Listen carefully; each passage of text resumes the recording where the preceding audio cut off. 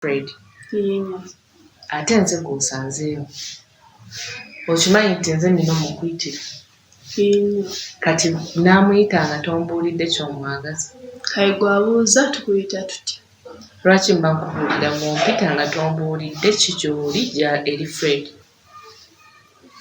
Bange nange sikumanyi mugana amaka. Oli mukozi oli ki? Nkufaananidde abakozi maama. Mbuuziza kubanga onnemeddeko. Naawe bw'ontunuulidde ogenza olaba ndi mukozi. Nedda nti nange onnemeddeko nnyo ombuuza nange mugana amaka sikumanyi. Fred mulamu wange. Okitegedde ekyo? Yenya.